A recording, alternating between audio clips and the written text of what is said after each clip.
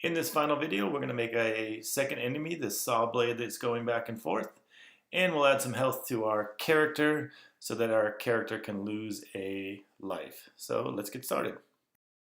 So first thing is finding the enemy. So I'm going to come in here, and I've got mace, saw, and spike, PNG, 256. There is the saw. I do have to change the pixels per unit to 128. Click apply.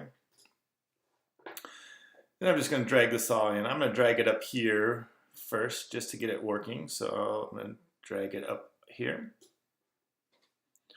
And there we have it. Couple things to make it work. It needs a collider. So I'm going to go and add a component and a circle collider 2D. Need to zoom in there.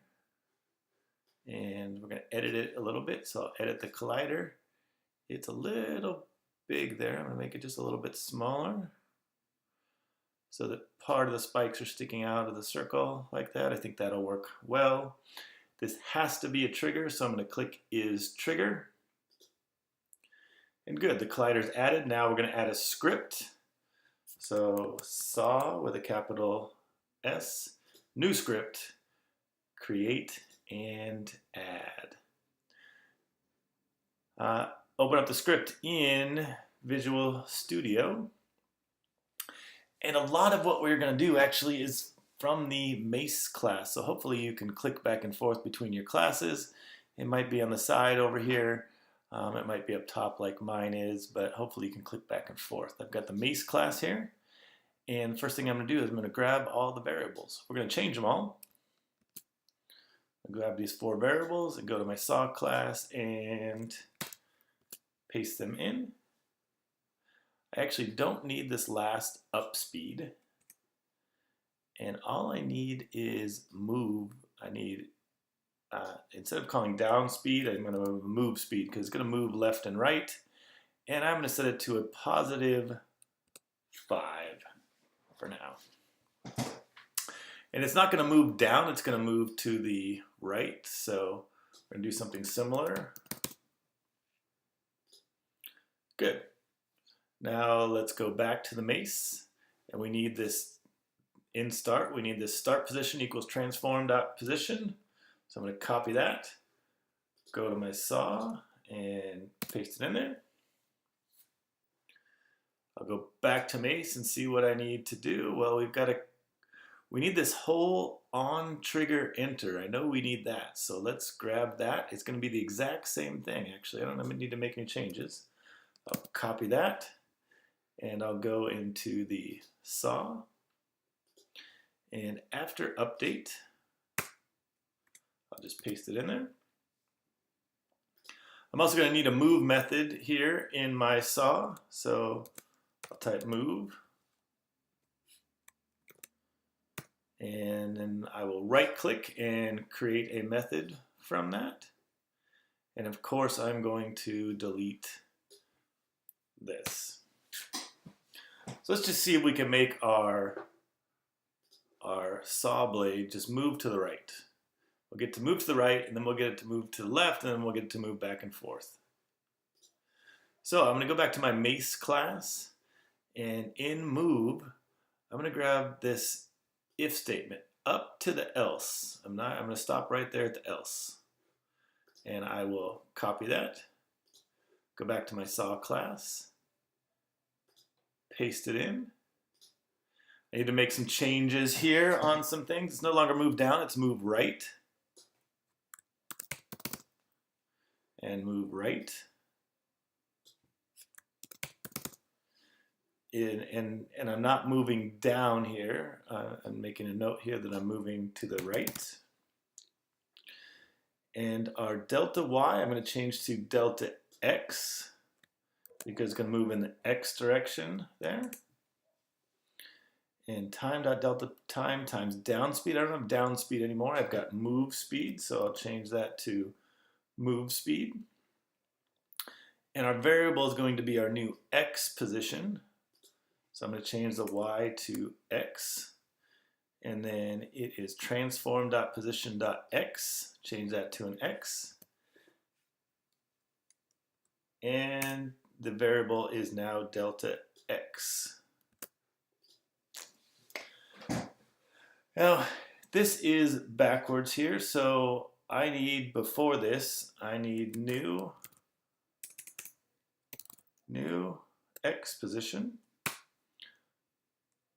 comma, and then transform.position.y.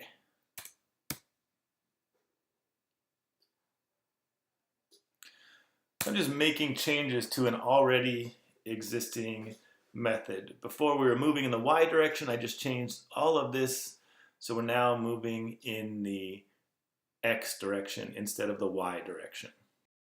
Next, we need to make a change to our if statement. It should be starting position dot x and minus transform dot position dot x, and we're going to change this to be less than -4, and save your script. Let's go back to Unity, and our saw blade should move to the right. So let's check it out.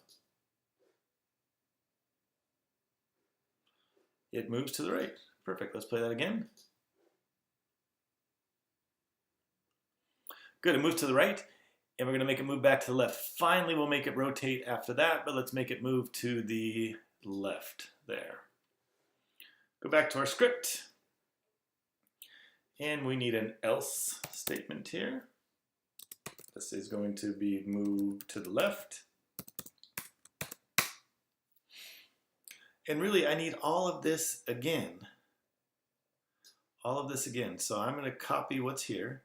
Right click, copy, come down here and right click and paste. But this time, my delta x has to be a negative move speed. So instead of in front of move speed, put a negative. Then this if statement needs to change. So if this is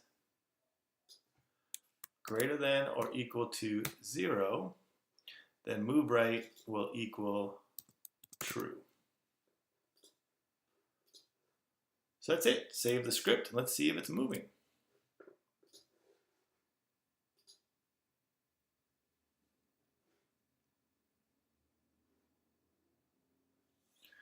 There we go. It's moving back and forth. Now we just got to get it to spin. Let's take a look at something before we write the code. If I click on saw and go over to my inspector, notice there's a rotation value. And the only thing that's going to rotate it correctly is the Z value. So if I rotate, click and drag in the Z value, see it's rotating that correctly there.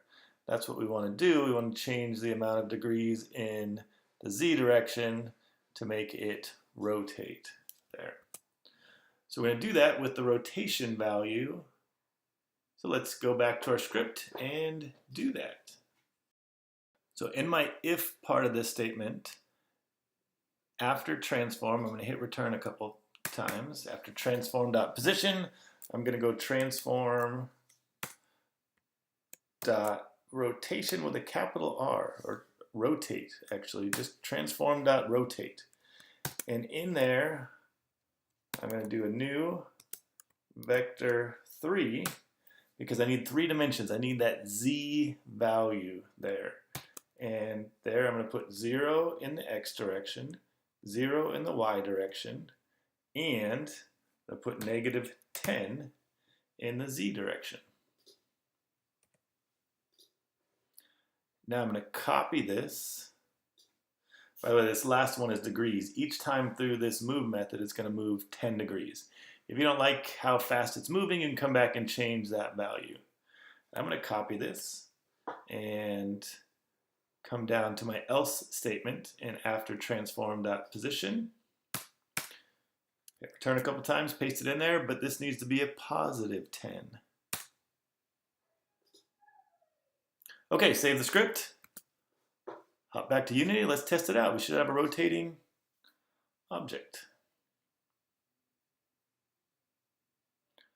Look at that. Perfect. Okay, now I'm going to test it out and see if my character gets hit by it. I'm going to move some things around here.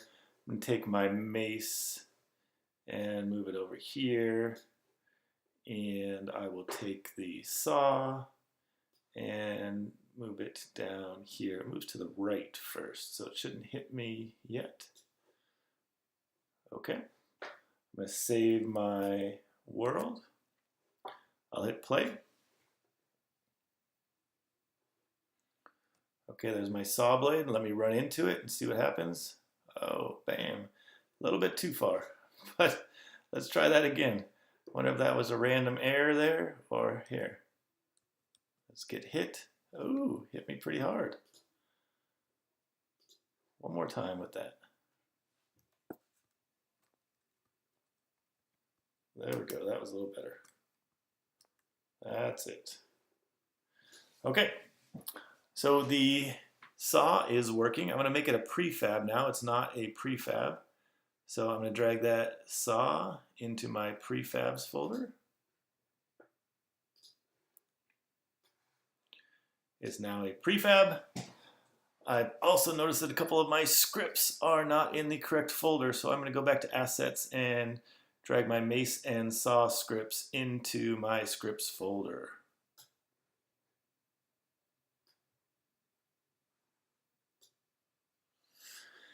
And finally, I want to have a health for my character. So let's do that. Let's click on the character and go to the character script. This should be pretty easy. I need a just making sure this is the right spot. Yes. Okay. So I need a variable up the top for my health, and I'm going to serialize it just so we can look at it. Serialize field, and this is going to be an int that I call health, and we'll set it equal to 5. There. Perfect. Now, down here, when I get hit, whenever I get hit, I want to subtract from my health. So I'm going to do health minus minus, semicolon. That's in the get hit method that we wrote earlier. So this is when I run into one of the enemies, I get hit, and one comes off my health. And finally, in update here, I'll just write an if statement that if my health is less than or equal to 0,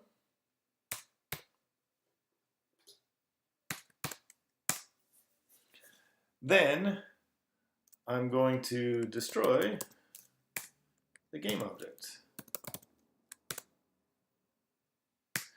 If we had enough time, we would probably go and load the end screen, or maybe we have multiple lives, we could load the second life, something like that. But for here, we're just going to destroy the game object.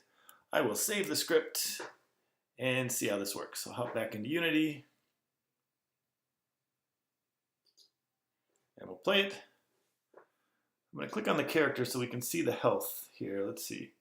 It says my health is 5. What if I hit the spinning? Oops.